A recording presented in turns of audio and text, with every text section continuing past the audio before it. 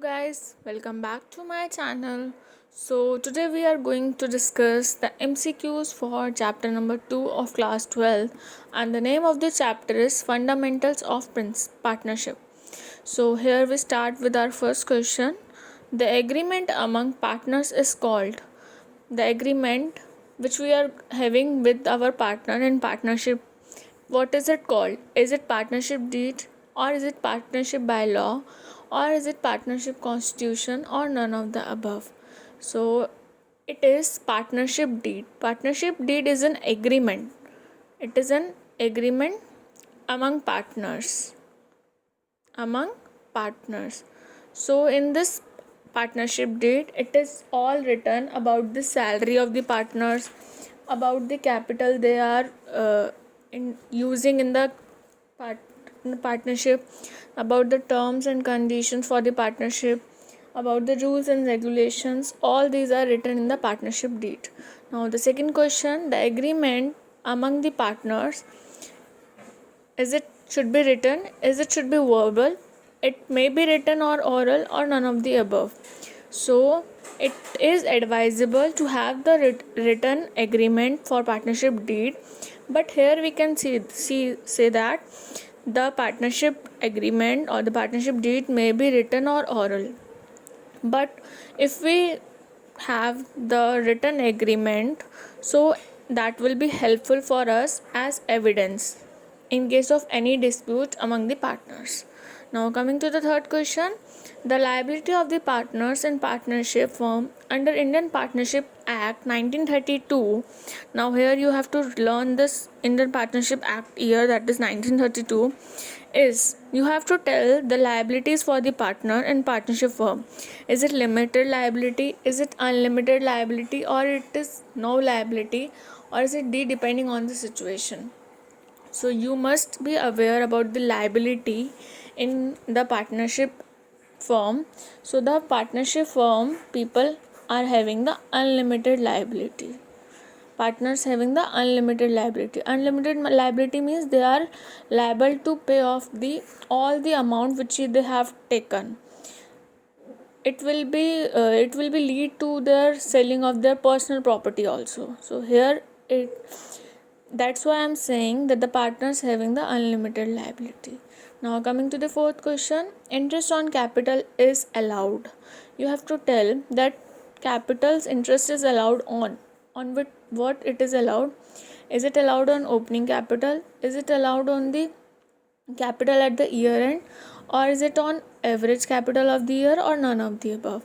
So you must be aware that interest on capital is to be allowed on the opening capital. If it in question the opening capital is not given, then here I have written the formula for finding the opening capital, that is opening capital is equals to closing capital minus profit plus drawing minus additional capital. And where here I am writing the negative profit, so here I'll write plus loss. Okay, so opening capital is equals to closing capital minus profit plus drawing minus additional capital. Now coming to the fifth question, interest on capital is allowed at the dash percentage in the absence of the partnership deed. Is you have to tell in the absence of the partnership deed what will be the percentage for interest on capital. So let me clear you one thing, that it will be not allowed if it is written that in the absence of partnership deed. So it is not allowed. You have to read the question very carefully, then only you have to answer. Now coming to the sixth question. If the date of drawings are not given, then interest is calculated for. Now if the date of drawing is not given in the question, so you have to find the interest for, is it for 12 months, is it for 6 months, is it for 7 months, or is it for 3 months. So it will be always considered for 6 months, that is 6 by 12. Now seventh question, in case of fixed capital, partners will have, this will be very important question. As you all know, there are two types of method, fixed method and fluctuating method. Now you have to tell in case of fixed capital, partners will have, is it credit balance in the capital account, is it debit balance in the capital account, may have credit or debit balance in their capital account, or none of the above. So what will be your answer? Your answer will be credit balance in capital account. Very good. Be careful while reading the question. Now coming to the 8th question, if a partner draws equal amount in the beginning of each month, then interest is charged for. Before answering this question, let me explain you one thing.